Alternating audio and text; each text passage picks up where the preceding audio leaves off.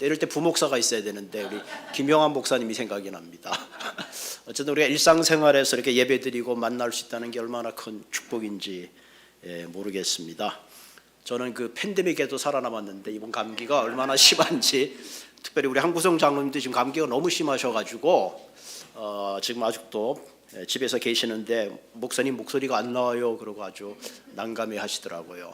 우리 황준수 집사님은 병원에 계시는데 아마 집에 돌아와서 재활 치료를 아마 집에서 하셔야 될 것 같아요. 병원에서 인슈런스가 커버하는 게 한정이 돼 있기 때문에 여러분들 계속 기도해 주시고, 특별히 우리 이동식 권사님 또 앞에서 이렇게 찬양하는 모습을 보니까 제가 마음이 더 짠한데, 어쨌든 참 삶이라는 게 보통 때는 잘 모르는데 병이 나거나 어떤 일이 갑자기 닥치게 되면 생각지 않게 우리가 참 연약한 존재다 하는 것을 깨닫게 됩니다. 사람마다 세상에 완벽한 사람은 없어요. 다 저마다 연약한 부분들을 다 가지고 있죠. 그래서 성경은 우리를 가리켜 질그릇 같은 존재라. 질그릇. 옛날에는 이렇게 뚝배기 질그릇이잖아요. 떨어지면 쉽게 깨졌는데 요즘 그다음에 코닝이 나오고 점점 좋은 거 나오지만 어쨌든 우리의 삶은 질그릇 같은 존재다. 굉장히 센 것 같고 뭔가 할 것 같지만 어느 날 갑자기 건강에 어려움이 찾아오고 생각지 않은 가정에 문제가 찾아오면 그걸 참 우리가 감당하기가 참 어려운 걸 보게 됩니다. 그런 의미에서 우리는 나의 연약한 부분을 깨달아 알 때에 우리는 거기서 그 연약한 부분을 회복하고 하나님 은혜 가운데 나갈 수 있으리라 생각이 되어집니다. 그래서 오늘 말씀은 호세아제의 깨어진 그릇. 깨어진 그릇 하면 생각나는 게 토기장이 생각나잖아요. 깨어진 그릇을 다시 붙일 수 있고 회복시킬 수 있는 분은 하나님이시다, 그런 생각을 합니다. 이 시간 잠깐 기도하고 말씀을 나누도록 하겠습니다. 같이 기도하겠습니다. 우리의 능력이 되시고 소망이 되시며 전부가 되신 살아계신 하나님, 참으로 우리는 질그릇과 같은 존재입니다. 주께서 우리를 붙들어 주자면 우리의 건강도 우리의 모든 것도 우리의 미래도 장담할 수가 없습니다. 오늘도 하나님 저희들에게 주님 앞에 나와서 아름다운 예배를 드릴 수 있게 하여 주시고 귀한 말씀을 듣게 하신 하나님, 오늘도 이 시간을 통해서 우리의 영육간이 회복됨이 일어나게 하여 주시고 이 시간에 참여치 못한 사랑하는 교우들 어디에 있든지 주께서 동일한 은혜로 함께하여 주옵소서. 예수님의 이름으로 감사하며 기도드리옵나이다. 아멘. 미국의 그 유명한 미식 선수가 있었는데요. 이 사람 이름이 레지널드 하워드 화이트입니다. 아메리칸 뭐라 그러죠? 블랙 아메리칸인데 이름이 끝에가 화이트예요. 이분은 굉장히 그 탁월한 그 풋볼에 소질이 있어서 그분이 그린베이 패커스에 있을 때 6년 동안 팀을 아주 우승으로 이끌었던 그런 사람입니다. 이분의 그 포지션이 디펜시브 엔드인데 나중에 이제 슈퍼볼까지 승리하기도 했죠. 이분이 지금은 이제 세상에 안 계십니다. 돌아가셨는데 이분은 그 풋볼로 유명한 선수이지만 동시에 그 장로교 교회 부목사로 사역을 했다고 합니다. 하루는 이분이 하도 훌륭하고 풋볼을 잘하니까 스포츠 기자가 와서 물어봤습니다. 아니 어떻게 당신 이렇게 디펜스를 잘하고 이렇게 훌륭한 선수가 되었느냐고 그렇게 물어봤더니 그분이 이렇게 말합니다. 다른 모든 코치들은 코치를 할 때 점수를 내는 방법을 가르쳐줬는데 내가 만난 코치는 넘어지는 것부터 가르쳐줬습니다. 그래서 수없이 넘어지는 걸 반복하다가 보니까 일어나서 오히려 뛰어가는 게 훨씬 더 제게는 쉬웠습니다. 그런 고백을 했다고 합니다. 여기서 우리는 인생의 중요한 교훈을 보게 되죠. 우리는 때때로 내가 얼마나 연약한 존재인가를 알게 되면 거기서부터 회복과 치유가 일어납니다. 그런데 우리가 연약한 우리 자신을 알지 못할 때에 앞만 보고 뛰어가다 보면 내 나름대로 성공했다 그러지만 성공했는데 가정을 잃어버리거나 혹은 성공했는데 내 마음의 심령이 깨어지고 마음의 행복을 잃어버렸다면 진정한 의미에서 참 성공이라고 할 수가 없습니다. 그런 의미에서 우리가 진정한 성공을 위해서 달려가기 위해서는 먼저 내 인생의 연약한 부분, 깨어진 부분이 어디인가 하는 것을 우리가 깨달을 필요가 있습니다. 우리의 연약한 모습, 깨어진 모습을 그대로 주님 앞에 나아갈 때에 주님께서 우리를 긍휼히 여기시고 만져주시고 오늘 본문에 있는 것처럼 이스라엘 백성들의 깨어진 그 부분을 향하여 하나님이 손을 대실 때에 새로운 회복이 일어나는 것을 보게 됩니다. 본문 1절에 이렇게 시작하고 있죠. 나팔을 내 입에 댈지어다. 원수가 독수리처럼 여호와의 집에 덮치리니 이는 그들이 내 언약을 어기며 내 율법을 범하이로다. 나팔을 내 입에 대라 원수가 독수리처럼 여호와의 집에 접힌다.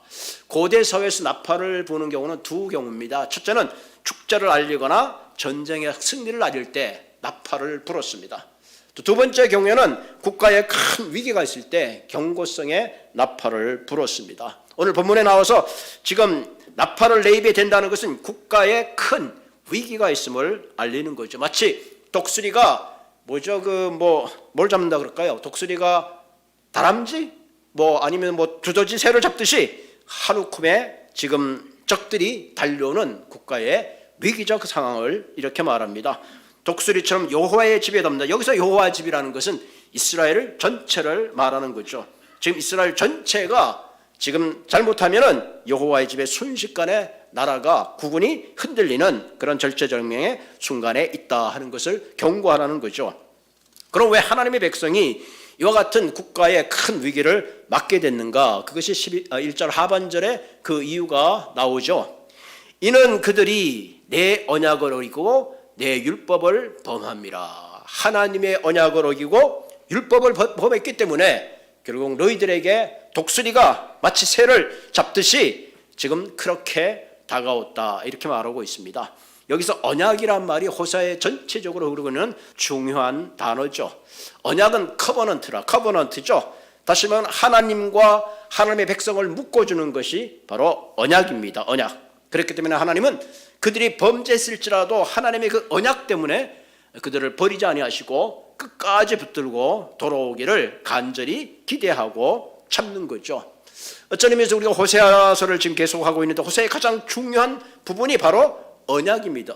언약이란 말이 조금 어려우면 하나의 약속이라고 할 수 있죠. 약속. 우리가 서약 그런 말을 쓰잖아요. 결혼 서약. 남남이었던 남녀가 결혼의 서약을 하는 그 순간부터 한 몸이 되고 죽는 그 순간까지 우리가 나누지 못하는 그런 하나의 커버넌트가 있죠. 그 전에 결혼하기 전에는 내가 자유로웠어요. 어떤 여자를 만나든지 굉장히 자유로웠어요. 그러나 결혼하는 그 순간부터는 이제는 서로가 서로에 대해서 구속되어 있고 그 언약에 충실할 책임이 주어지는 거죠. 그런 의미에서 지금 이 언약이라는 말은 하나님과 우리의 반드시 책임져야 될 그런 부분들을 이야기하고 있습니다. 서양 속담에는 이런 말이 있어요. 결혼에 성공하기 위해서는 세 가지 반지가 필요한데 첫째 반지는 약혼 반지. 이제 당신과 나와는 앞으로 결혼할 것이다 라는 예비적인 약속이죠. 두 번째는 결혼 반지입니다. 이제 우리 서로는 서로에게 구속되어 있습니다 하는 그런 결혼 반지 서약입니다. 그리고 세 번째 반지가 고난의 반지라 그럽니다. Long suffering ring. 서로 성격이 다르고 문화가 다르고 배경이 다른 남남이 만나서 같이 살아간다는 그 자체가 어떻게 보면 고난의 길이죠. 때때로 행복할 때도 있지만 때때로는 그렇지 않을 때도 있습니다. 그렇지 않을 때 가장 중요한 건 뭐냐? 우리가 처음에 결혼했을 때 맺었던 그 언약을 다시 서로 생각하는 거죠. 그래서 우리가 결혼을 하고 나면 애니버서리 있잖아요. 애니버서리. 그 애니버서리는 뭐 하느냐? 이때까지 우리가 살아왔는데 과연 우리가 정말로 첫사랑처럼 살아가고 있는가? 그렇지 않다면 우리가 돌아보고 다시 우리가 맺었던 그 첫사랑을 회복하자. 그런 의미가 강한 거죠. 마찬가지로 하나님과 우리의 관계가 마치 부부가 결혼을 언약한 것처럼 그런 관계 속에 들어가 있습니다. 창세기 3장 보면 하나님께서 인간을 창조하시고 첫 번째 언약을 주셨죠. 그것은 뭐예요? 에덴 동산의 모든 것들을 너희들이 자유롭게 먹고 모든 걸 누릴 수 있지만 에덴 중앙에 있는 선악과의 열매는 따먹지 말라 하는 약속입니다.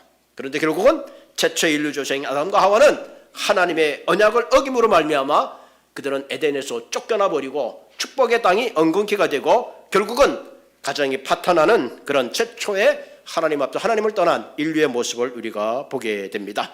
그럼에도 불구하고 하나님께서 아담과 하와가 에덴 동산을 떠났지만 그것을 포기하시는 것이 아니라 창세기 12장에 보면 하나님께 첫 언약을 깨트린 에덴에서 쫓겨난 그런 인간을 위해서 다시금 언약을 맺는 것이 아브라함을 불러주는 거죠. 아브라함과 다시 새 언약을 체결합니다. 그것이 바로 히브리 민족이요 야곱의 이름을 따서 이스라엘이라고 부르게 되죠. 그래서 하나님의 백성과 언약을 체결하는 순간부터 그냥 일반적인 이스라엘 백성이 아니라 하나님 앞에 특별한 존재가 되죠. 그 순간 하나님과 언약을 체결하는 그 순간부터 이제 이스라엘은 단순히 한 나라가 아니라 하나님께 속한 백성이 되고 특별한 은총의 대상이 되는 겁니다. 그래서 이사야서 40장 1절에 보면 너는 두려워하지 말라. 내가 너를 구속하였고 내가 너를 지명하여 불렀나니 너는 내 것이라. 내가 물 가운데로 지날 때에 내가 너와 함께 할 것이라. 강을 건널 때에 물이 너를 침몰하지 못할 것이라. 내가 불 가운데 지날 때에 차지 아니할 것이요 불꽃이 너를 사르지 못하리라. 아멘. 우리가 하나님과 언약을 맺는 그 순간에 하나님 우리를 이처럼 구속하고 지명하여 불렀기 때문에 세상의 그 어떤 것도 우리를 그리스도의 손에서 뺏을 수 없다 하는 겁니다.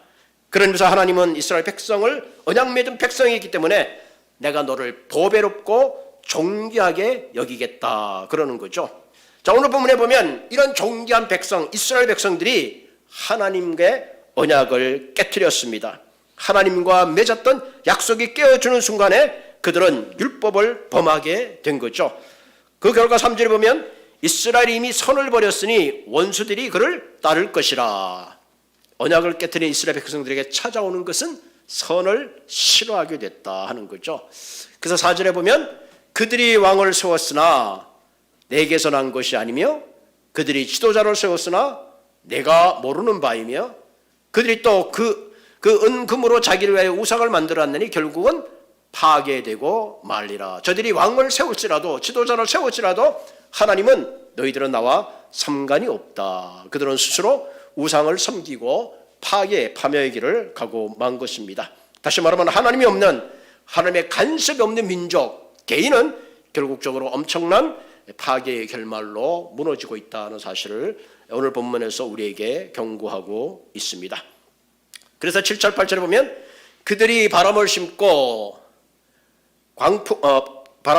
광풍을 거둘 것이라. 심은 것이 줄기가 없으며 이삭은 열매를 맺지 못할 것이며 혹 맺을지라도 이방 사람들이 삼키리라. 한마디로 하나님의 언약을 떠난 백성은 아무 소득이 없는 마이너스 인생이죠.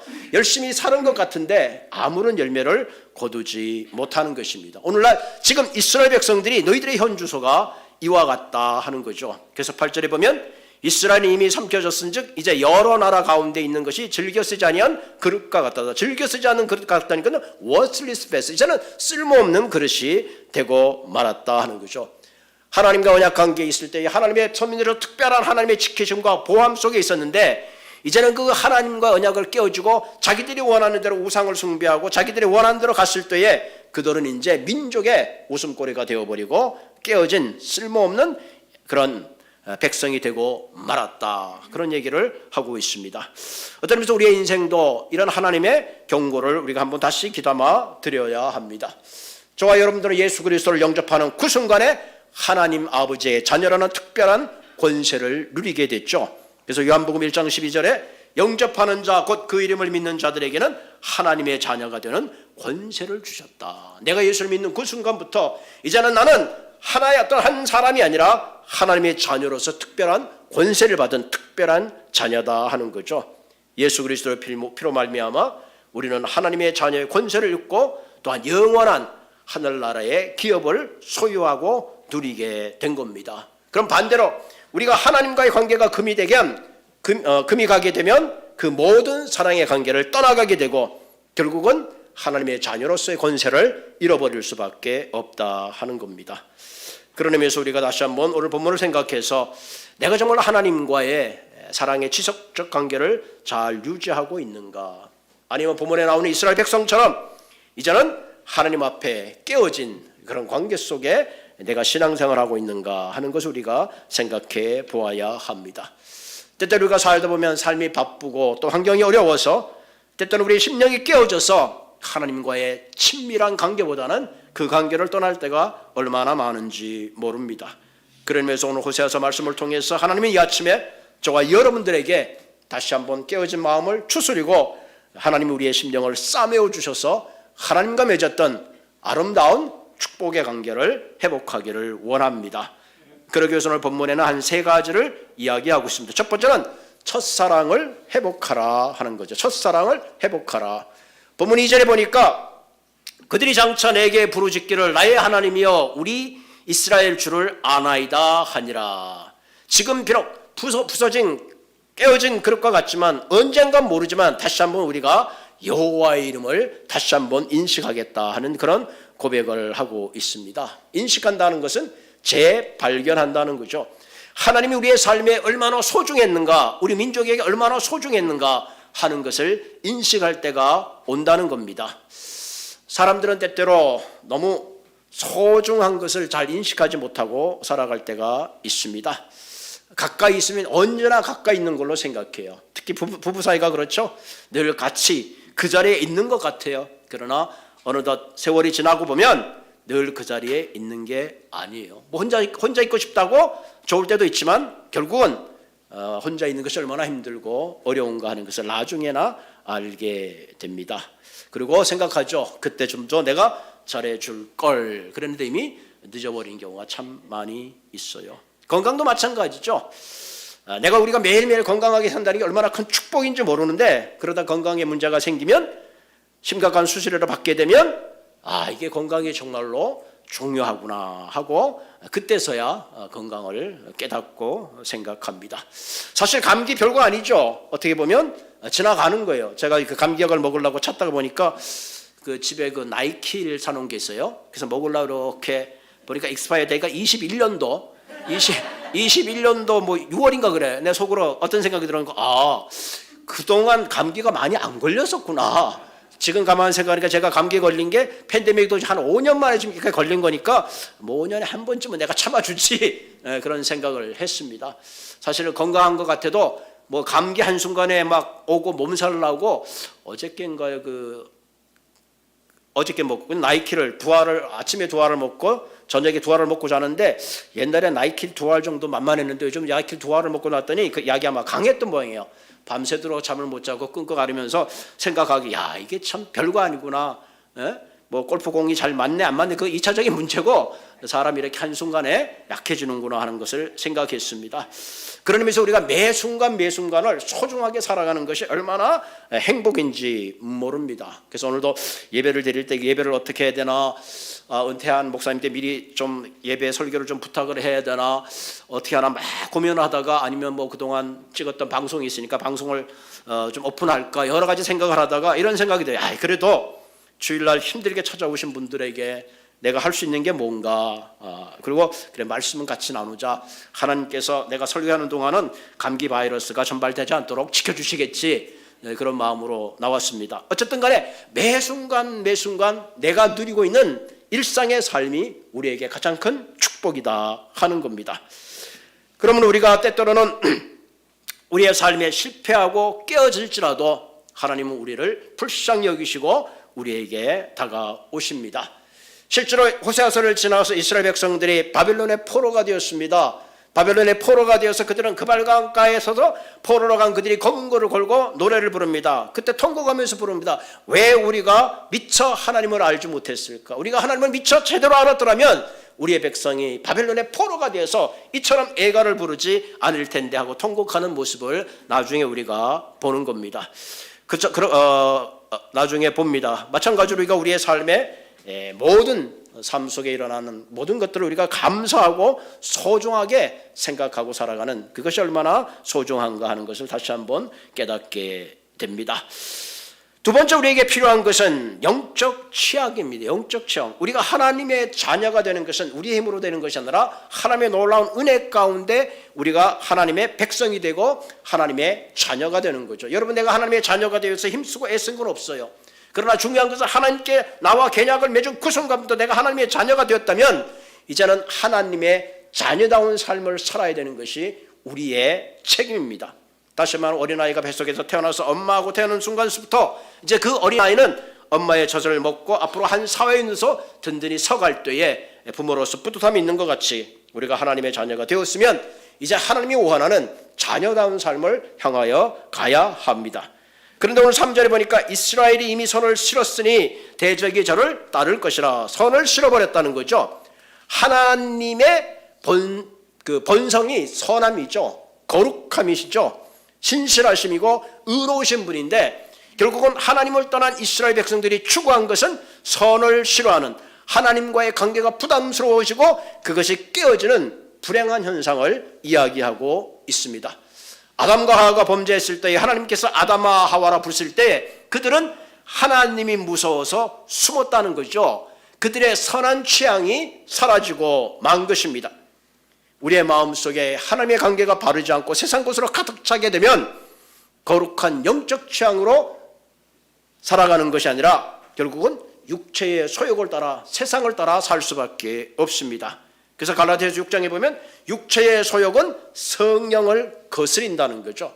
우리가 하나님의 취향 속에 있을 때는 예배가 기뻐지고 말씀 보는 게 기뻐지고 하나님과 교제하는 게 기뻐지고 하나님과 기도하는 것이 기쁜데, 내 마음에 세상 것으로 가득 차고 내 성향이 바뀌게 되면 육체를 따라서 살아간다는 거죠. 꼭 예배를 드려야 되나, 꼭 기도를 해야 되나, 꼭 말씀대로 살아야 되나, 다른 사람도 다 그렇게 사는데 이렇게 세상 것과 우리가 화합하게 되고 결국 그쪽 방향으로 갈 수밖에 없다, 그렇게 이야기하고 있습니다.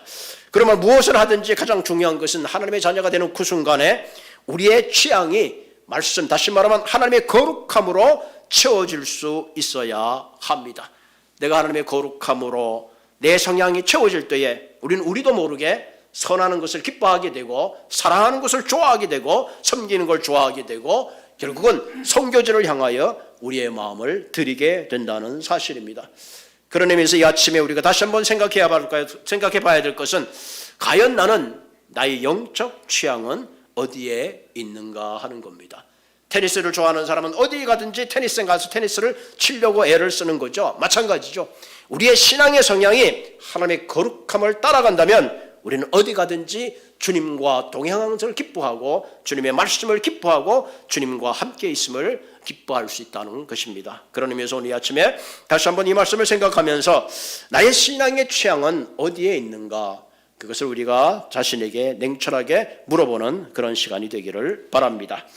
세 번째, 우리가 끊어진 그릇을 회복하기 위해서는 첫사랑을 인식하고 영적 취향이 바뀌고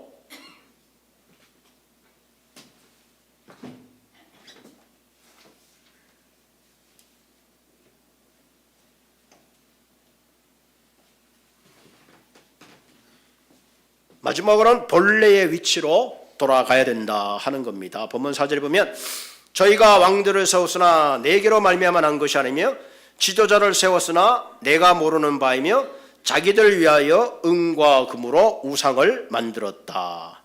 6절에 보면 이것은 이스라엘에서 나고 장인이 만든 것이라 참신이 아니니 사마리아의 송아지가 산산조각이 나리라. 여러분, 우상이라는 것은 결국은 공장에서 찍어낸 겁니다. 사람이 만들어 낸 겁니다. 여기는 아무런 생명이나 능력이 없는 거죠.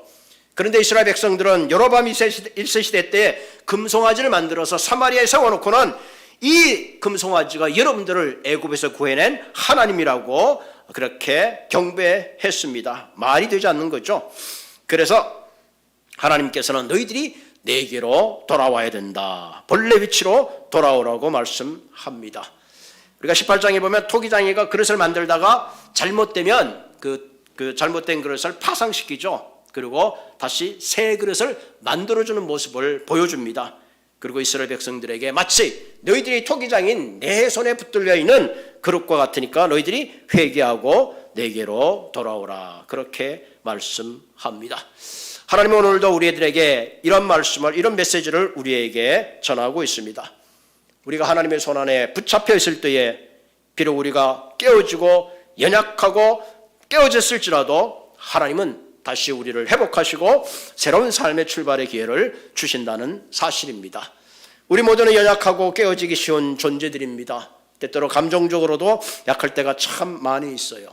그때 우리가 할 수 있는 것은 우리의 깨어짐을 회복시켜 주시는 하나님의 손 안에 붙잡혀 있을 때에 우리의 삶이 새로워질 수 있는 겁니다. 오늘 호세아서를 통해서 하나님은 우리에게 말씀하십니다. 나는 너희의 토기장이라. 비록 연약할지라도 우리가 하나님의 손에 붙잡혀 있으면 주님께서는 우리를 새롭게 하시고 주님께서는 우리를 다시 새롭게 창조하시고 언약의 백성으로서 우리를 영원히 지키시고 우리를 보호해 주시는 그런 분이신 것을 믿으시기를 바랍니다.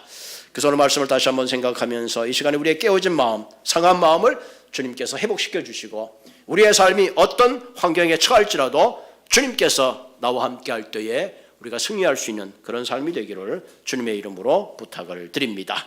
같이 기도하겠습니다.